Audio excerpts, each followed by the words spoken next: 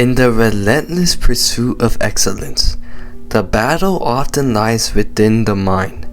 Ayanokoji Kiyotaka, a master of manipulation, strategy, and pretty much anything you name, demonstrates that outsmarting the competition requires more than just intelligence or skill. It demands a profound shift in mindset.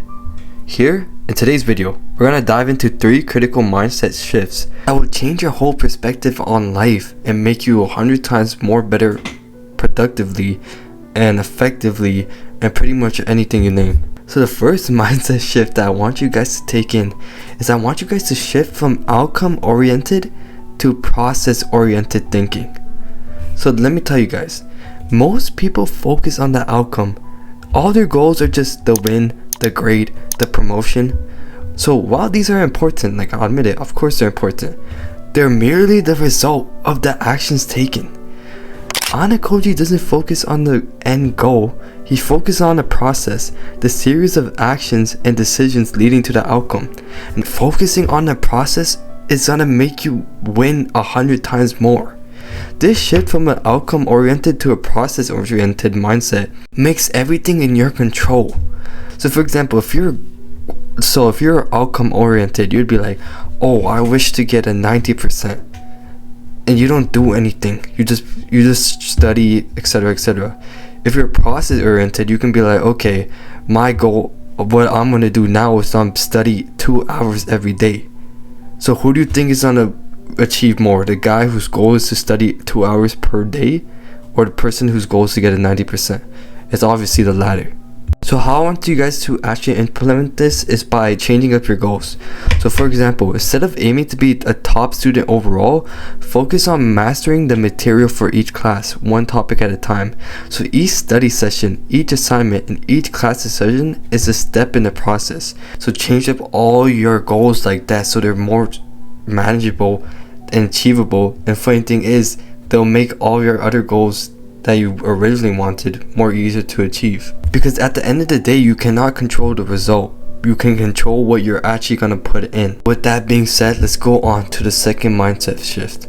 So, instead of being confrontational, I want you guys to resort to manipulation. Direct confrontation can be risky and draining, especially if the opposition has equal or greater power. Ayanokoji often opts for manipulation, subtly influencing others to act in a way that inadvertently supports his objectives. So this doesn't mean resorting to unethical manipulation, but just rather strategically guiding others through scenarios where their actions align with your goal. But how do you do this? Start by understanding the motivations, strengths, and weaknesses of your competitors, and rather than competing head-on, create situations where their natural actions or responses inadvertently lead to outcomes favorable to you. Because this shift not only conserves your resources, but also often leaves competitors unaware that they're not merely contending with you, but actually contributing to your strategy. And it also increases your influence and control over situations without direct conflict. So now let's move on to the last mindset shift. Shift from transparency to strategic secrecy. So in a competitive environment, transparency can make you predictable and vulnerable. Ayanokoji thrives on strategic secrecy, carefully guarding his true capabilities and intentions. So this involves selectively revealing information and sometimes actively misdirecting competitors about your real plan. So what you would do is just evaluate what information needs to be public and what should remain confidential. So in business, this could mean being discreet about upcoming projects or strategic moves until they're fully ready to be launched. In academics, might be involving like quietly working on like your work or research project until it's ready for publication.